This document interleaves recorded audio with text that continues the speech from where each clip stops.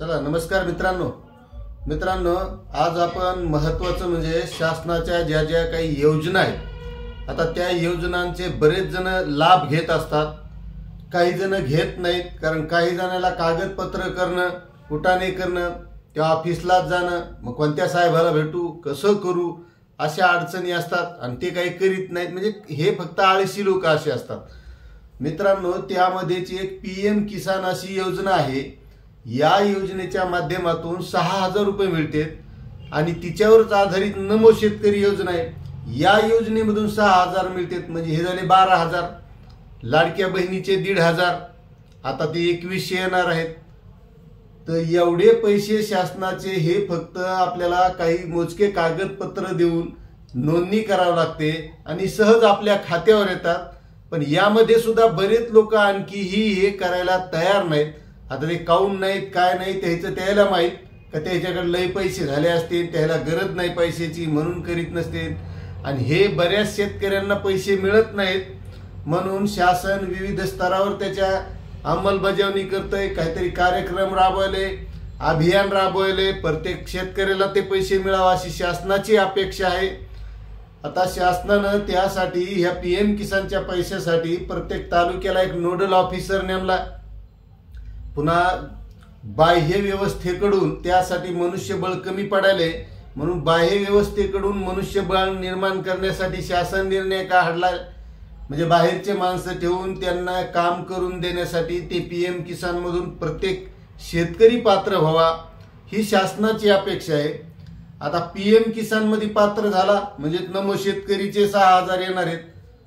पण बऱ्याच शेतकऱ्यांना यामध्ये आणखीही म्हणजे रस नसल्यासारखं झालंय. आता काऊन झालंय त्याचं त्याला माहीत. पण मित्रांनो, एक लक्षात घ्या, एकदम सोपी गोष्ट आहे. यासाठी काही लई कागद लागत नाहीत, काय नाही, फक्त कृषी कार्यालयात जायचंय. जर तुम्हाला तिथेही जाणं होत नसेल त्यासाठी काय कागदपत्र लागतं तर ते तर मी आजच्या व्हिडिओमध्ये सांगणार आहे. आता त्यामध्ये काही शेतकऱ्यांना अगोदर पैसे चालू होते, नंतर बंद पडले. आता ते का बंद पडले त्याचं सुद्धा सोपी गोष्ट आहे. आपल्याला ह्या सगळ्या गोष्टी आपल्या घरच्या घरी मोबाईलवर सुद्धा बघता येतात. आपल्या काय अडचणी आहेत, त्याचं स्टेटस काय आहे, मोबाईल नंबर अपडेट करायचा आहे. हा, फक्त एवढे सुरुवातीला जर आपल्याला चालू करायचे असते तर आपल्याला कृषी कार्यालयातच जावं लागतं. आणि त्यासाठी सुद्धा आपल्याला त्या कृषी कार्यालयात कोणता अधिकारी आहे, आपल्याला कोणाशी संपर्क करायचा आहे, त्याचा पण व्हिडिओ आपल्या चॅनलवर टाकलेला आहे. त्याच्यावर जाऊन त्या अधिकाऱ्याचा आपण नंबर बघायचा, त्याला फोन लावायचा, विचारायचं, चौकशी करायची. सोपी गोष्ट आहे हो, लय अवघड नाही. आणि समजा एखाद्याला हे ऑनलाईनचं काही जमत नसेल, आपल्याला प्रत्येकाकडे मोबाईल आहे, मोबाईल मधून आपल्याला जमत नाही हे कुटाणा करायला, तर शासनानं व्यवस्था केलेली ना. प्रत्येक गावात एक ग्रामपंचायतला ऑपरेटर दिलाय. त्याला आपले सरकार सेवा केंद्र म्हणतात, कोणी CSC सेंटर म्हणतात. त्याच्याकडे जायचं, त्या सुविधा केंद्रावाल्याकडे, त्याच्याकडे त्याला म्हणायचं वा हे चेक कर काय भानगडी माय, पाय मला पैसे काऊन येत नाहीत, PM किसानचे येत नाहीत का, नमो शेतकरीचे येत नाहीत, पीक विमा काऊन आला नाही. आणि पुन्हा पीक विम्यानं सुद्धा आता एक व्यवस्था केली. तुम्ही पीक विमा भरताना जो मोबाईल नंबर वापरला त्या मोबाईलवर आपल्या प्रत्येकाच्या व्हॉट्सअप आहे. व्हॉट्सअपच्या माध्यमातून जे क्रॉप इन्शुरन्स आहे तर त्यावर आपल्याला आता मेसेज यायलेत आणि त्याच्यातून आपल्या त्या पॉलिसीचं स्टेटस काय म्हणजे पीक विम्याचं स्टेटस काय आहे, आपण भरलेला अर्ज अप्रूव्ह झाला का, मंजूर झालाय का, किंवा पीक विमा मंजूर झालाय का, याची सुद्धा सगळी माहिती आता त्या व्हॉट्सअपच्या माध्यमातून येते. जर तुम्हाला कळत नसेल ना, कोणत्याही गावातले पोर आहेत आता रिकामी बसलेले कुठं वाटेव, प्रत्येकाच्या हातात मोबाईल आहे आणि त्याला ते कुटाणे करायचं नाही, कोणाला विचारा. पण प्रत्येक योजनेचा लाभ घ्या, कोणतीही योजना सोडू नका. कारण मित्रांनो, एक लक्षात घ्या, योजना ह्या शेतकऱ्यांसाठी आहेत, सर्वसामान्यांसाठी आहेत, गोरगरिबासाठी आहेत. मग आपण लाभ घेणार तर घेणार कोण?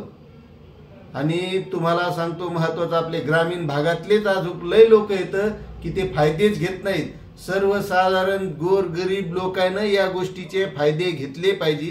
कारण या सर्व योजना सर्वसामान्यांसाठी सरकार राबवत असतं.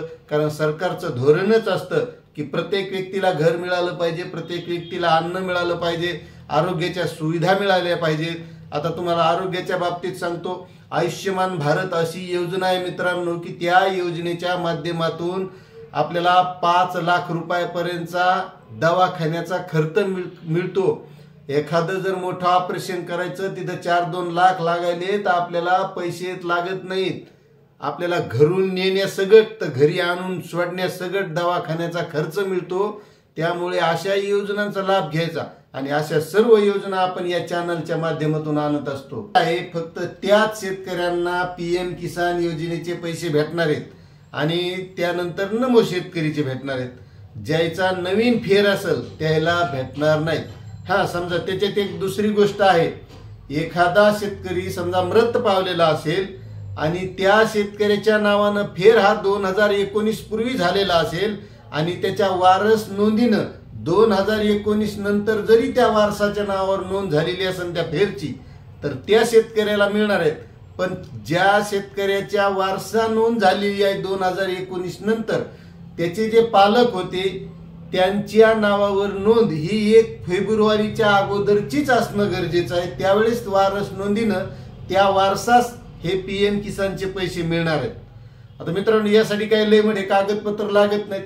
महत्वाचं आहे 7/12 आणि 8 उतारा म्हणजे आपलं 7/12 होल्डिंग आणि पुन्हा एक पती पत्नी हे जे 18 वर्षाच्या वरील अपत्य त्यांचं वेगळं कुटुंब धरलं जातं. तर त्यांना त्यांच्यासाठी त्यांचं समजा जुनं असलं 2019च्या अगोदरचं तर त्यांना सुद्धा मिळू शकतात. आणि अर्जदाराच्या नावानं जमीन असल्याचा फेरफार पाहिजे 1 फेब्रुवारी 2019च्या अगोदरचा. आणि बँकेत खातं तर आता प्रत्येकाचं असतंय म्हणून बँकेत खातं ते आधार लिंक पाहिजे.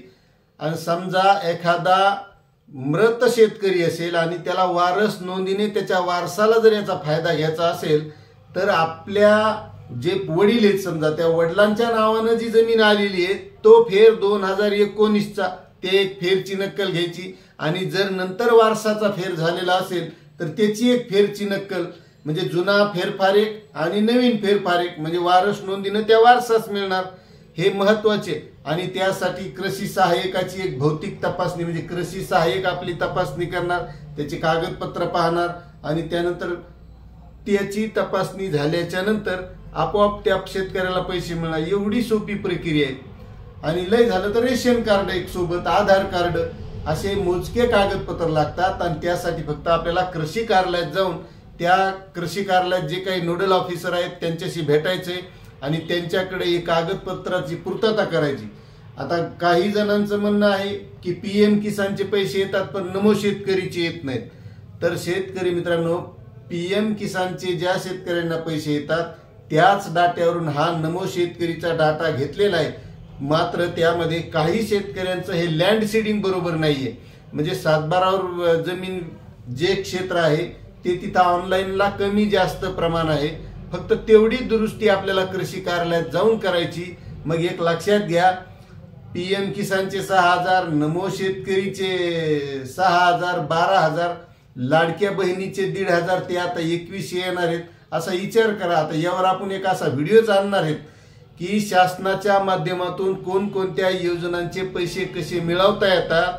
मात्र त्यासाठी आपल्याला जे काही कुटाणे करावं लागतात, कागदपत्र झेरॉक्स कार्ड, त्या ऑफिसला भेट, त्या साहेबाला भेट, त्या अधिकाऱ्याला भेट, अशा मोजक्या गोष्टी करायच्या. तुम्हाला सांगतो माणूस सहज पीक विमा असेल अनुदान असेल असा विचार केला तर किती पैसे देतो. काही खेड्यापाड्यानं पहा तुम्ही उगं 2-2, 3-3 एकर रान असतं पण ते का उठलंय कागदाची पुटळी घेतं. ग्रामपंचायत मध्ये जा, पंचायत समितीत जा, ह्या योजनेचा लाभ घे, त्या योजनेचा लाभ घे. ते 4 एकरवालं टमटुम मजेत खाते आणि एखादं गावातलं 10-15 एकरवाला असतंय ते बेजार असतंय. तिकडं पाणी देऊ तुरी काढून ज्वारी पेरून गव्हाला पाणी देऊन हरभर फवारून त्याच्यात कुटण्यात बेजार आहे. पण जर अशा शासनाच्या योजनांचा लाभ घेतला ते मजेत राहिले. त्याच्यामुळं प्रत्येकानं प्रत्येक शासनाच्या योजनाचा लाभ घ्यायचा. कारण शासन या योजना जनतेसाठीच राबवित असतं. त्यामुळे प्रत्येक योजनेचा लाभ मिळवायचा असेल तर आपल्या या चॅनलवर प्रत्येक योजनांची माहिती देण्याचा प्रयत्न आपण करत असतो. त्यामुळे तुम्ही जर नवीन असाल तर चॅनलला सबस्क्राईब करा आणि तुम्हाला ही माहिती कशी वाटली नक्कीच कमेंट करा. धन्यवाद.